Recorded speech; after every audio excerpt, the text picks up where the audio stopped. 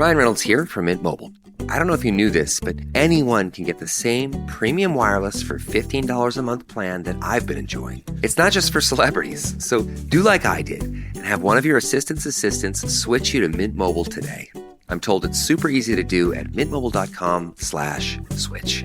Upfront payment of $45 for 3-month plan, equivalent to $15 per month required. Intro rate first 3 months only, then full price plan options available. Taxes and fees extra. See full terms at mintmobile.com. Finding a new job is stressful. But with Indeed, it doesn't have to be. Just fill out your Indeed profile with your skills, experience, and desired salary. The more you fill out, the better your matches will be. And hearing from hiring managers will be 2 times more likely. Relax. That's your Indeed profile sending opportunities your way. Indeed, the world can work better.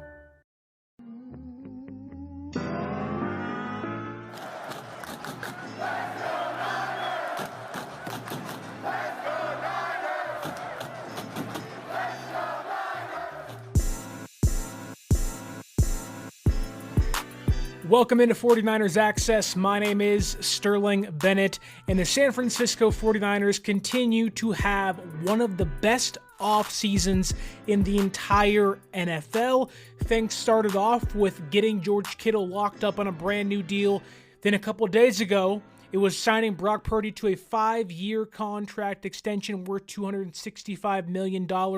And today, 3 days post Brock Purdy getting a brand new deal, the San Francisco 49ers have signed linebacker and perennial All-Pro Fred Warner to a 3-year, $63 million contract extension, essentially capping off what has been one of the best off seasons in San Francisco 49er history under the Shanahan and Lynch regime. We're going to get into all that stuff on top of that, including Brock Purdy getting a no-trade clause, and did San Francisco sign Jake Moody's eventual replacement this offseason?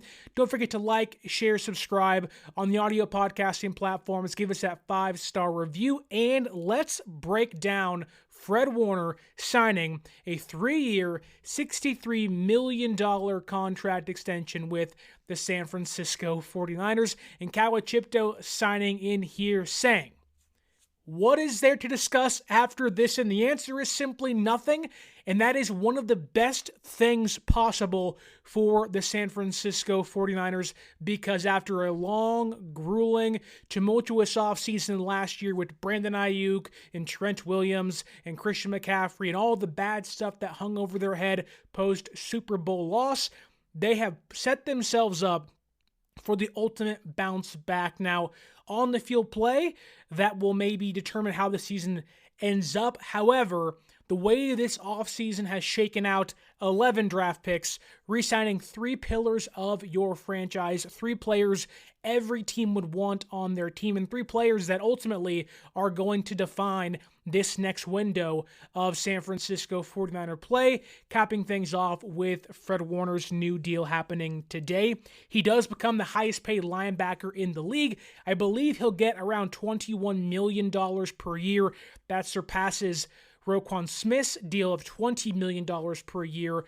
I don't know exactly how they're going to deal with the 2 years on his contract now and what that looks like when it comes to lowering his cap hit the next couple of years. However, the San Francisco 49ers have put themselves in a great position to have a great year this season, getting rid of all of the drama, all of the real BS that came with last offseason, putting it behind them. And we have seen this regime, this front office, kind of look at what happened last year and say, that's not going to happen again this offseason. It's too important of an offseason. You gut the entire defense. You say goodbye to Deebo Samuel. You have some top of the line stars that have serious injury concerns, and having your Hall of Fame tight end, your Hall of Fame linebacker, and your franchise quarterback in the building from day one is going to hopefully jumpstart what can become a phenomenal San Francisco 49ers season. But Fred Warner gets 3 years. I believe it's going to be tacked on to the remaining 2 years of his current deal. So essentially, we're getting 5 more years of Fred Warner. The first 2 years of the extension erase the 2 void years currently on his contract. So essentially, you're erasing some void years, getting Fred under contract, and then getting 1 extra year of Fred, which is exactly what you want to do if you are San Francisco. And funny enough, this deal in a way mirrors Fred's initial 5-year, $95 million contract extension he got a couple years ago.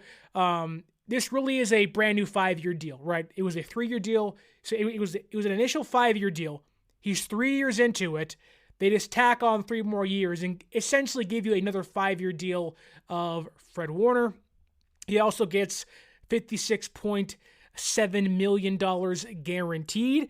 And if you look at the linebacker contracts on the market, that is going to be just under Roquan Smith's $60 million guaranteed. But if that is fully guaranteed money, it blows out of the water Roquan Smith's $45 million guaranteed. So a lot of great things happening for Fred Warner.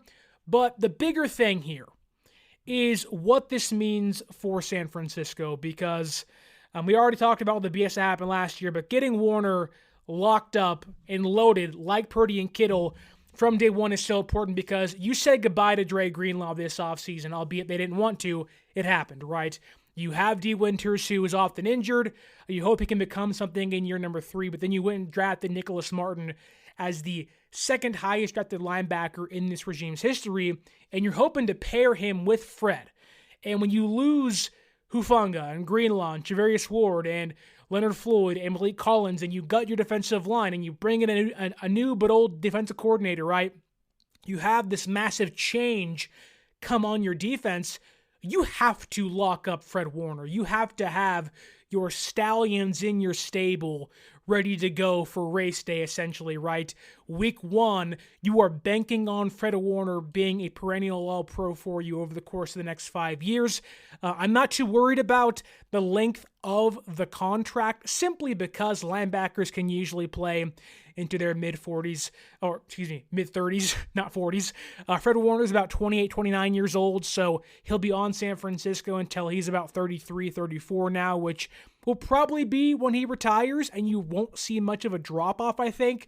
And also, kind of mirroring Kittle's deal, it locks up 2 of the most important players in this franchise's history of the last 10 years or so. It makes them lifelong 49ers. Those are important things to happen, especially with the big changes happening on defense. You have to have your leaders in your building, and we are now kind of getting a clearer picture as to what this new core looks like in San Francisco. Obviously, you have Brock Purdy, you have George Kittle, you have Fred Warner, you have Nick Bosa, and you have Diamador Lenore locked up as well. Those are 5 guys. If you want to count Brandon Ayuk, you can as well in that grouping, but I'm going to go ahead and call those first 5 guys the new core in San Francisco, where you lost a lot of great players over the past couple years. Keeping Fred Warner is so important to your team. And I think, with Fred, he is a captain for a reason. He's that green dot player that every defense wants. He's the best linebacker in football, bar none. It was funny. I was on X or Twitter right after the deal became official, and it was announced by Schefter and NFL Network. And one of the Philly reporters was talking about, what Zach Bond's contract looks like compared to Fred's and the output both those players had last year. And I'll read it off to you. Fred Warner is now getting $21 million per year. Zach Bond signed a big contract this offseason as well. He's getting $17 million a year. And Zach Bond's output was he played 20 games last year with Philadelphia, had 184 tackles, 79 stops, 13 tackles for losses, 6 quarterback hits, 3.5 sacks, 3 interceptions, 7 pass deflections, 6 forced fumbles, 75 passer rating allowed. But then you get to Fred Warner. He played just 17 games compared to 20, had 131 tackles, 53 stops, 5 TFLs, 2 quarterback hits, 1 sack, 2 interceptions, 7 pass deflections, 4 forced fumbles, and a 97.5 passer rating allowed. And I read that, and I said, wow. But then I thought, didn't Fred Warner play the last 10 games or 8 games with a fractured ankle. All that to say, all those stats to say, Fred Warner is a heck of a linebacker. On his worst day, he's a top 5 linebacker in football. On a broken ankle, he's one of the best linebackers in football still. He's a guy you have to have in your building, a guy you need to keep around, and a guy that is so well respected where I've been saying this for a long time. I've been doing this podcast for about 5 years now on a variety of different platforms. And I've said since the beginning, Fred Warner is a Shanahan scheme's, really any quarterback's worst nightmare because he erases the middle of the football field better than anybody. And it's backed up by data.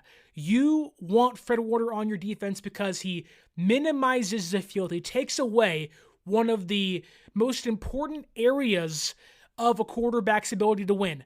In between the numbers, that is where Fred Warner wreaks havoc. He takes away tight ends. He takes away wide receivers.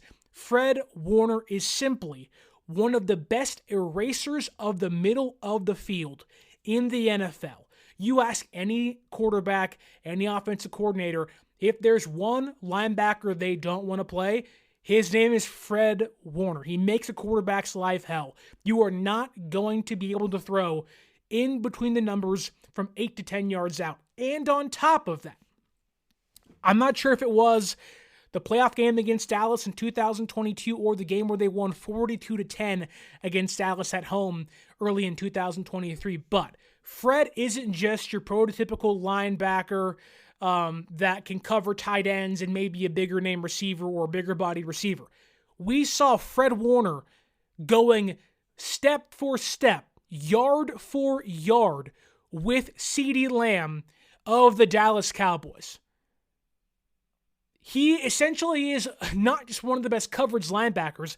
This dude at some points at time in his career has been locking up NFL All-Pro, Pro Bowl wide receivers, not just in the box. We're talking deep downfield, along the seams, in pivotal matchups, pivotal playoff games. He always comes to play. There's never a game where Fred, you say, wow, that wasn't a great game. Fred's great games are just, those are tape. Those are film examples to watch. Those are things you want to put on tape for young players. However, his worst games are games you say, wow, that wasn't a great game for Fred, but he still is tremendous. He still is one of the best linebackers in football.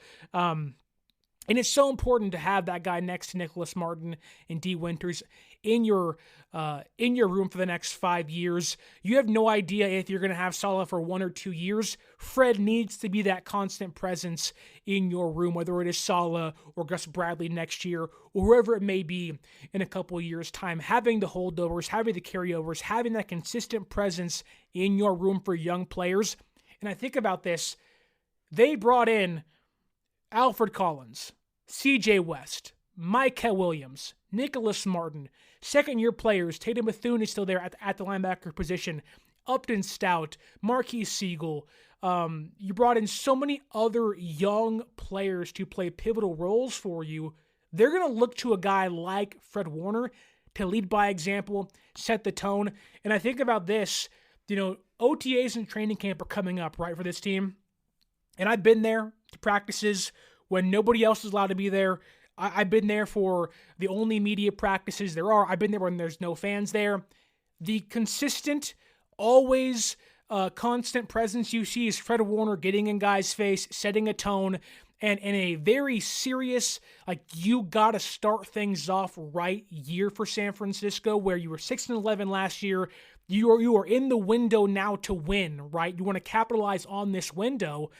Fred's going to be out there day one, pushing younger players to be better, pushing veteran guys to say, hey, you may think you're going 100%. I'm going to show you you're only going 75%. I'm going to show you what winning 49er football looks like, and having that guy in your building, in your huddle, day in, day out matters so much.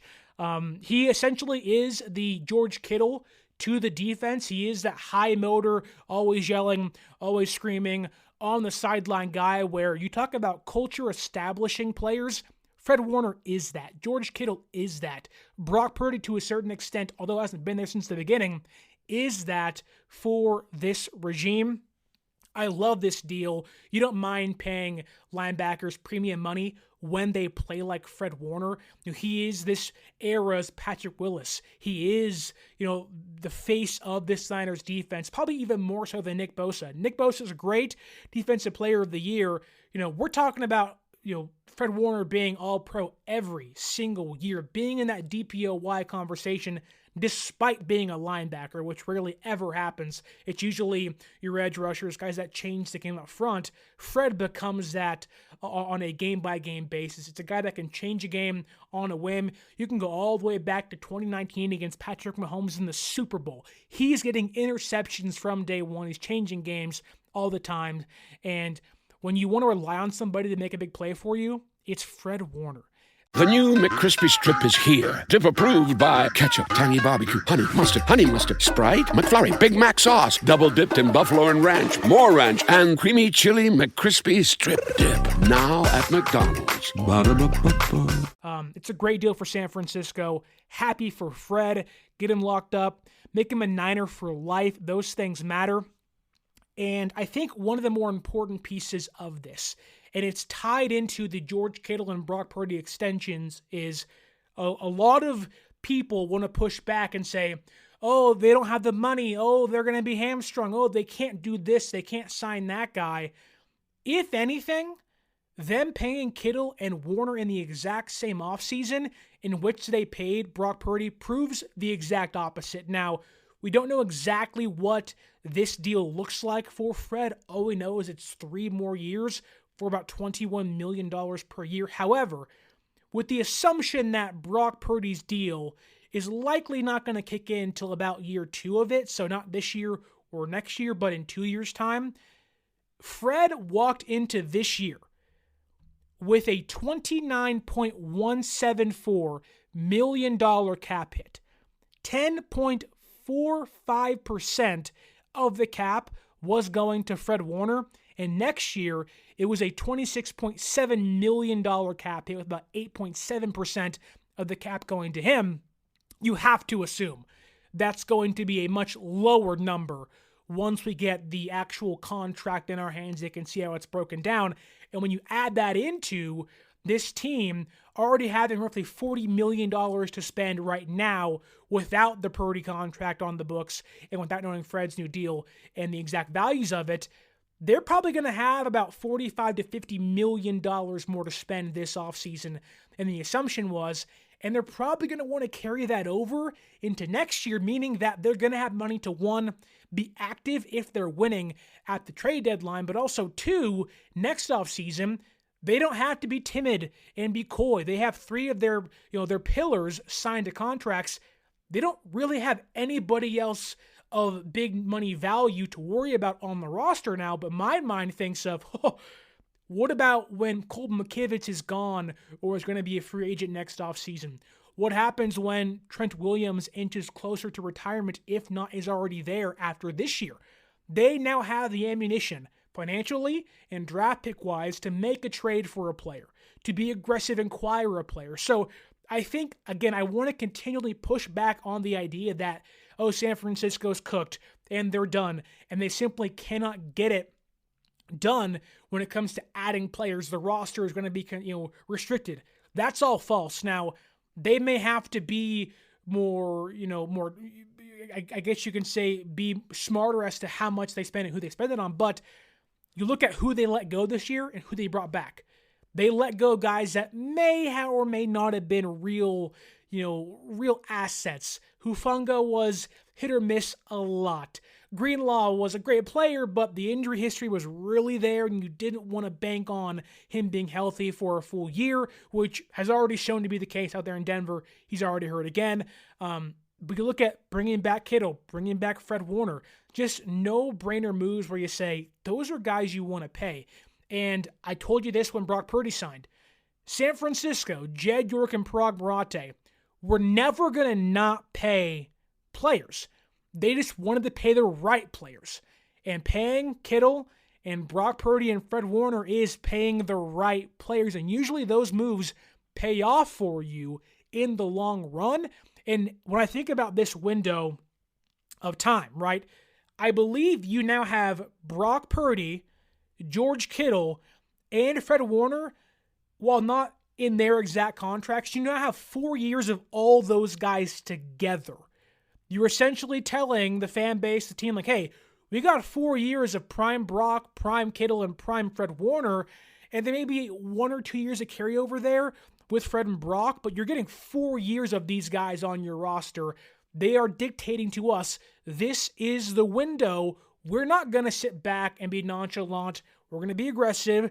We're going to try to be competitive, and we view this as a win now move. Now, a lot of that is banking on young guys stepping up, but when you have Fred Warner and Kittle and Brock Purdy in your building under contract, it makes those guys stepping up a lesser of a need, but also it makes it a lot easier for younger guys to step up, knowing that they don't have to be a Mike linebacker and a green dot player from day one. They don't have to be a franchise quarterback or a star tight end on day one. This gives younger players some time to grow into their roles, play kind of ancillary outside pieces, and be kind of an accessory rather than a major part of the defense. I think of Nicholas Martin, right? A player that a lot of people like, I like myself, but the expectations shouldn't be too high. But now that you know he can become your third linebacker in year one and can grow into a number 2 linebacker in year 2 or towards the end of this year, that makes you a heck of a lot more comfortable knowing that he's playing next to Fred to pick up the pieces when he messes up as a young player. That's really important to have. And also to mentor those guys. Like, look, I've seen it all. I've done it all. I've been to 2 Super Bowls. I've broken my heart. I know what it takes to win and what's the reasons why we lost. Here's what we need from you.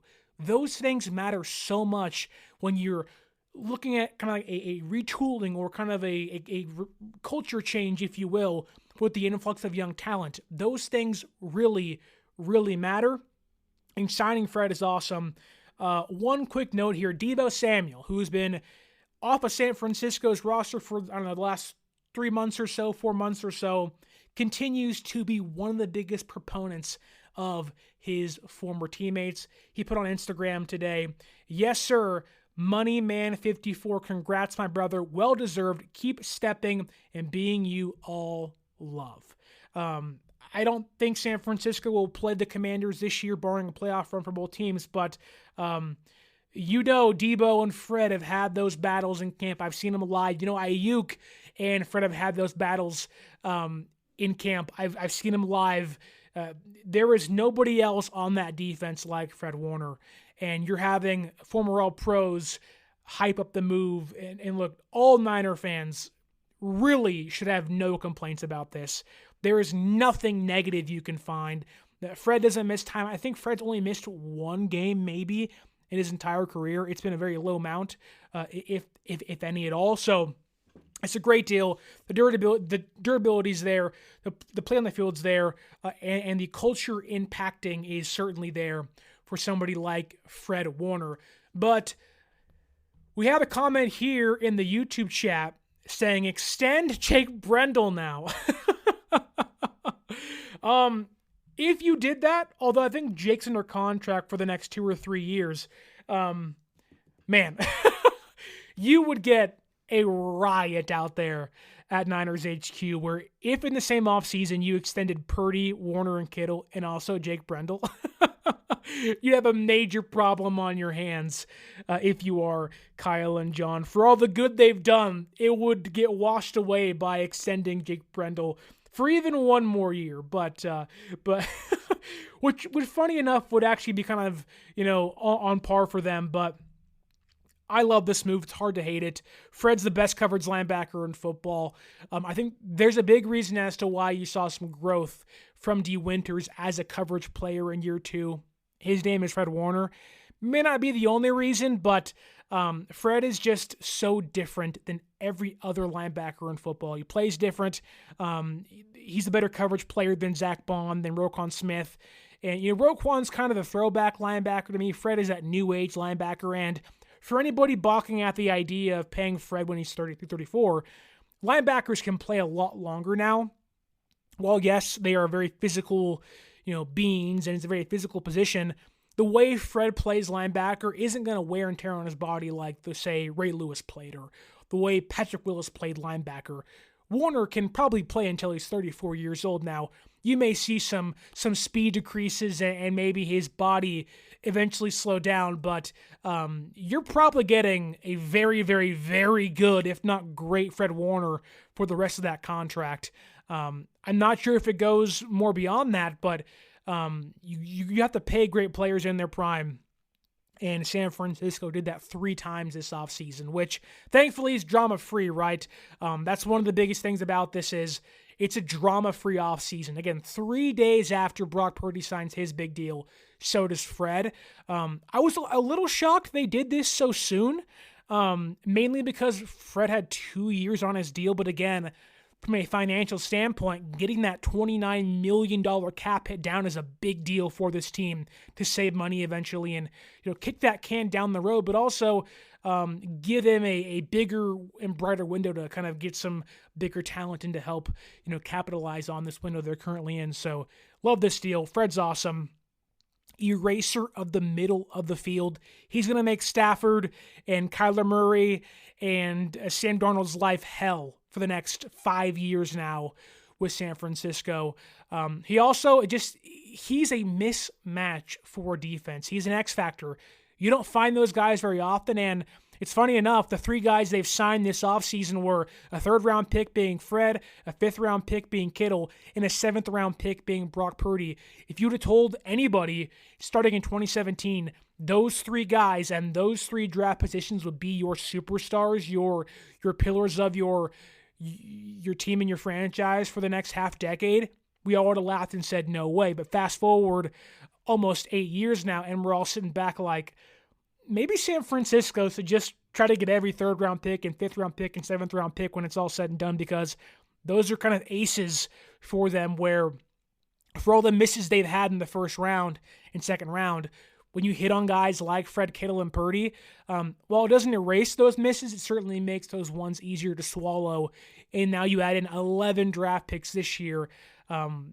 I know San Francisco, the projections may not be very high for them, but it's really hard to not call this offseason a win. Now, again, go out there and play and prove it to us and win 11, 12 games and be in the playoffs and make some noise. But from a off-season, zoomed-out standpoint, you can grade the draft class how you want, but when you talk about signing 3 of your biggest players in the course of 2 months or so, that's a big win compared to what it was usually like, where all 3 of these guys are likely negotiating contracts during training camp and preseason the last couple of years. To get out of that and avoid that is such a big deal for this team. To have no distractions now, like they literally have nobody else to sign. Nobody else, to where they've set themselves up where if they want to negotiate an extension for, say, Juwan Jennings, they can and not have it be that big of a deal, to have it kind of be a quieter thing. Out here, there's no one way of doing things. No unwritten rules, and no shortage of adventure. Because out here, the only requirement is having fun. Bank of America invites kids 6 to 18 to golf with us. For a limited time, sign them up for a free 1-year membership, giving them access to discounted tee times at thousands of courses. Learn more at bankofamerica.com/golf with us. What would you like the power to do? Bank of America. Restrictions apply. See BofA.com/golf with us for complete details. Copyright 2025 Bank of America Corporation. If they want to talk to, Trent Williams about, redoing his deal again to kind of free up some money, that can happen and it not be a thing. Or even in a weird way, extending Colton McKivitz for 1 more year. Like, none of those guys, none of those contracts are going to be a distraction to, take away from what this year should be for them, which should be all-out football compared to what the last couple of years have been, where it's like, if it's a big pie, 75% goes to football, but 25% of the offseason goes to contract talks, renegotiations. That's done. And I can't think of the last time San Francisco has gotten 3 of their big contracts done before May 20th. Like, that's a massive thing for this franchise and for this team in a very pivotal year for the organization and regime.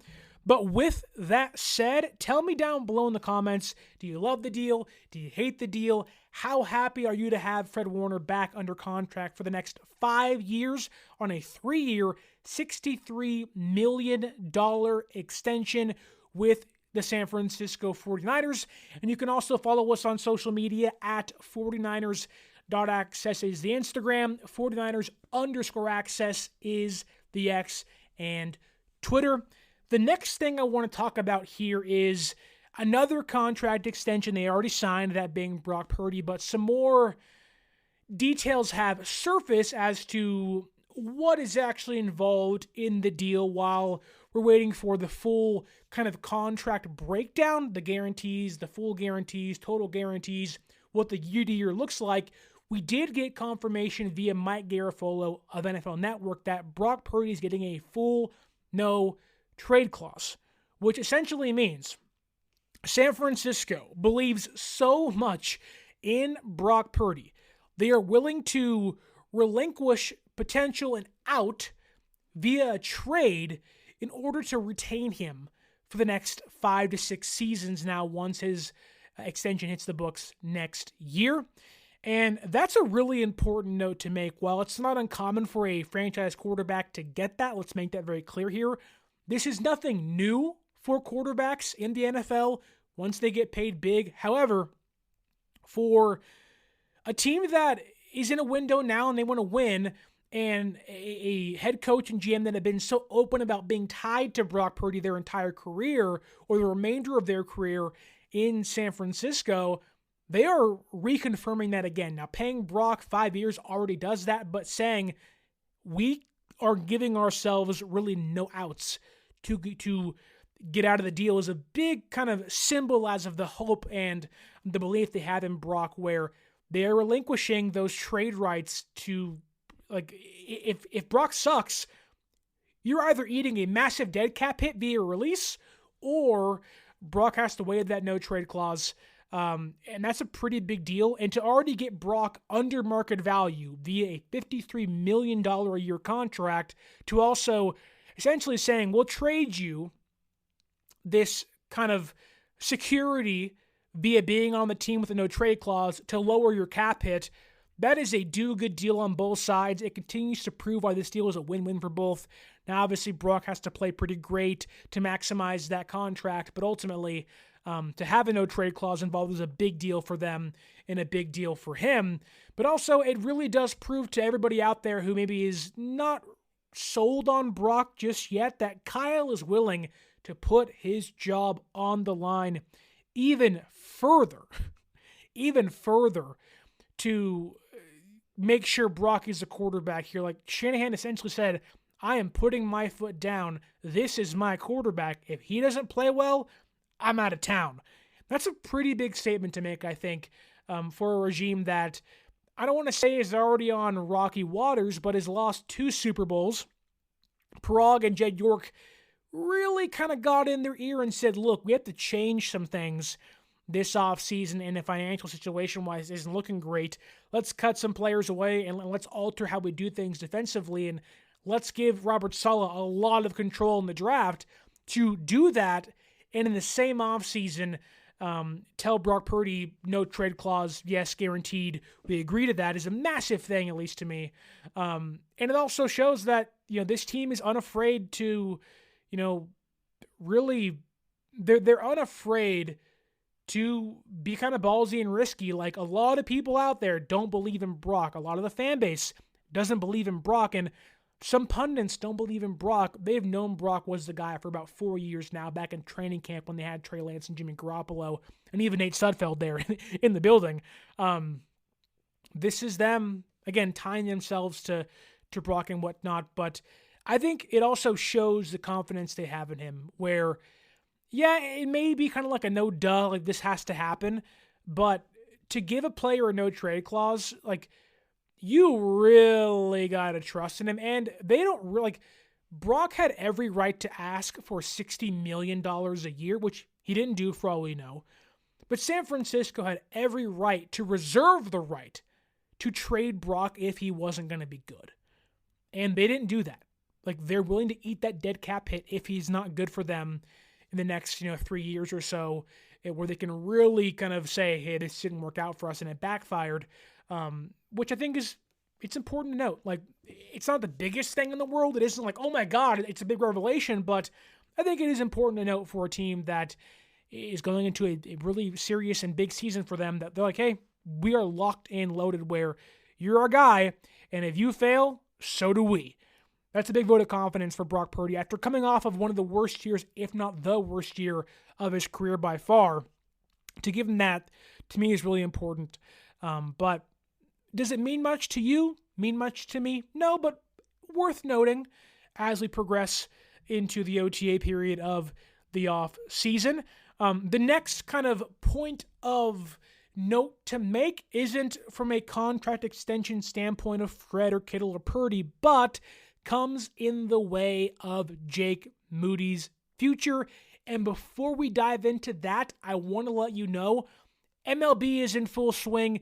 The NBA playoffs are still alive and kicking. The WNBA just kicked off a couple days ago, and the NFL is approaching very, very soon. The schedule's already out. If you want to pre-order your tickets, go ahead and do that at SeatGeek.com and use our promo code 49ersaccess, 49ERS, ACCESS at SeatGeek.com. You can save yourself $20 off your first purchase. Again, 49ERS, ACCESS at SeatGeek.com and save yourself $20 off your first purchase. Okay. The San Francisco 49ers today officially signed kicker Greg Joseph to a 1-year deal and waived Alex Barrett, defensive lineman. And with that news, a lot of people are talking about this is the end for Jake Moody. Now, do I think Greg Joseph can beat or will beat Jake Moody out for the starting kicker position or job? I don't. I think San Francisco was utilizing Greg Joseph, who, mind you, was the best kicker on the open market, to hopefully push Jake Moody into being a better kicker this season. Now, if Jake Moody, let's say he gets 9 field goal attempts during the preseason, where Moody is a great practice kicker. I've been there. I've seen him make 70-yard field goals in practice. It's impressive. However, when the lights come on, it's like he's a deer in the headlights and has no idea what's going on out there at Levi Stadium or on the road. With that in mind, if Jake, to me, gets 3 field goal attempts per game against the Broncos, Raiders, and Chargers this preseason, and he goes 7 for 9, they're going to keep him.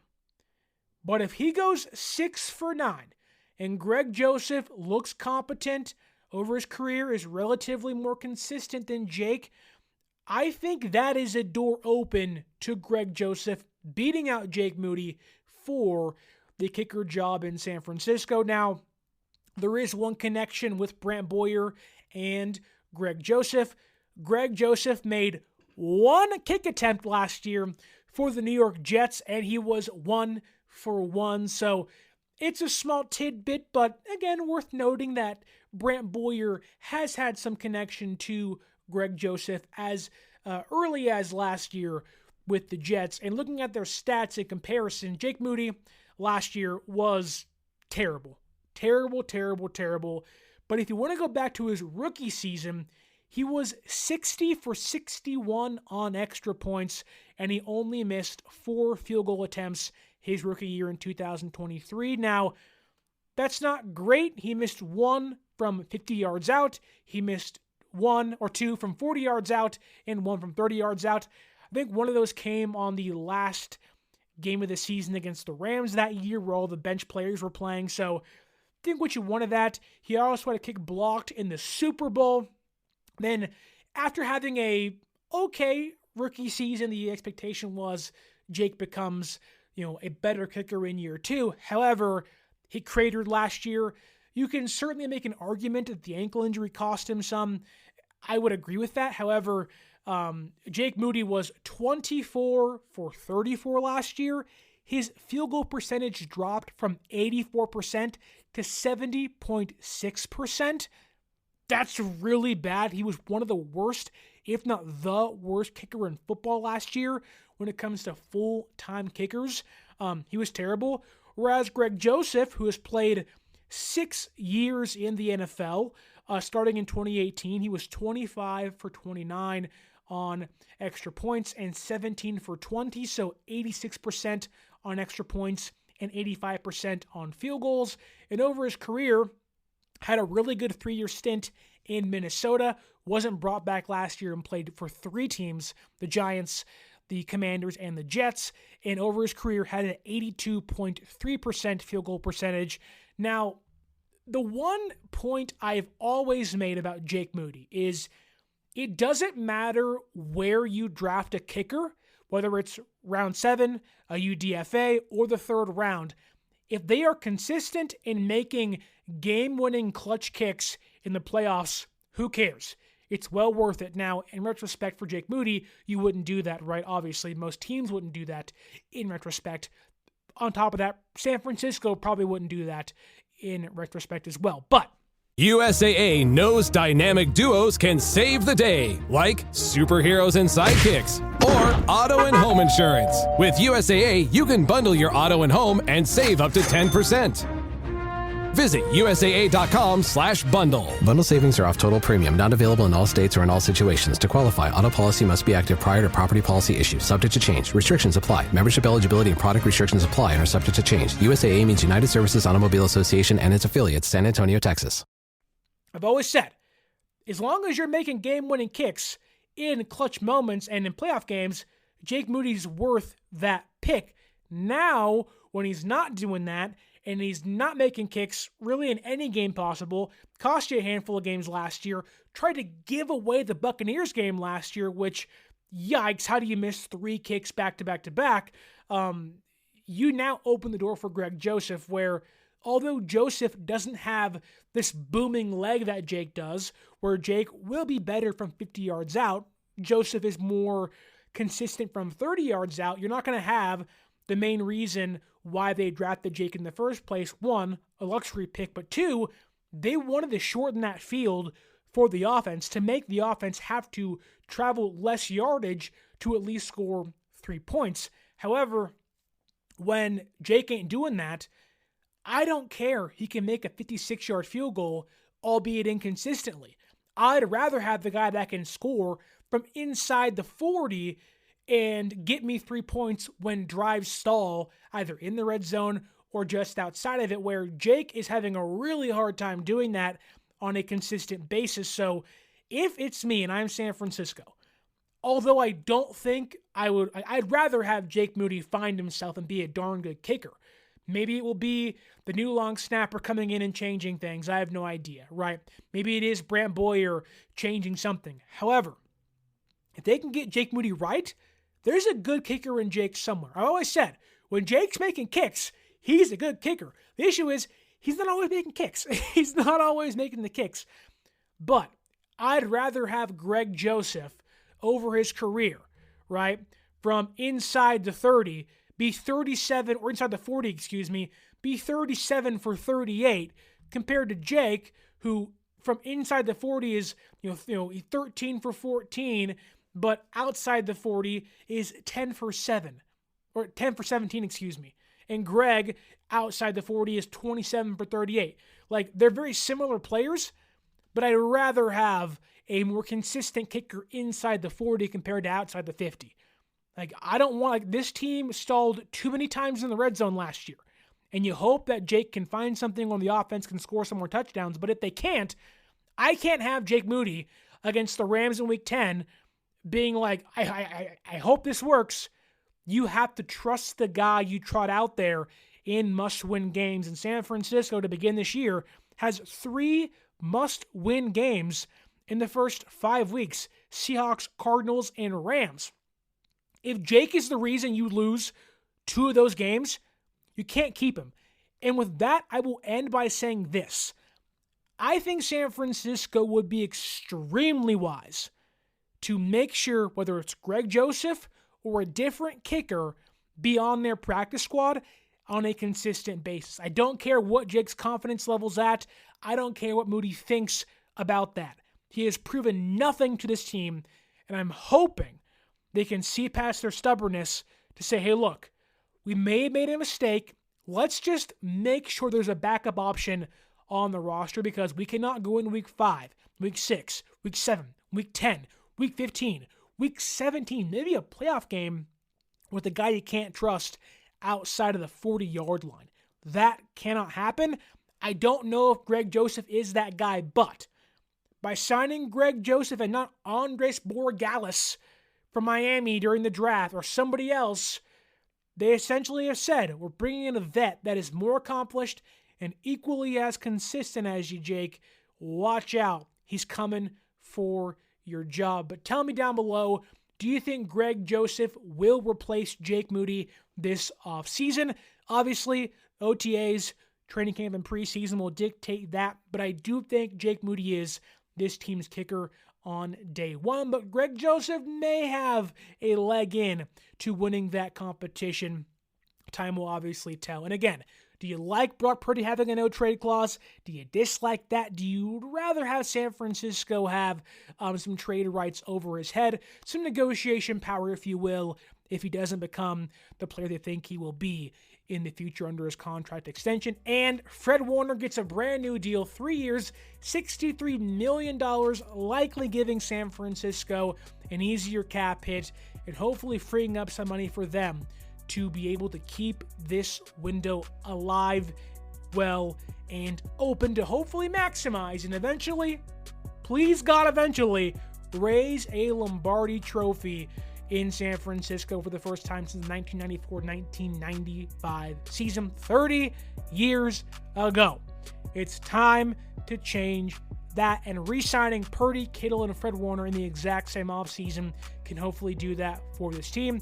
But don't forget to leave a like, share, subscribe. Leave us that 5-star audio podcasting review and follow us on social media at 49ers.access is the Instagram, 49ers_access is the X or Twitter, and use that promo code 49ersaccess, 49 ERSACCESS at SeatGeek.com to save yourself $20 off your first purchase. As always, my name is Sterling Bennett, and stay faithful.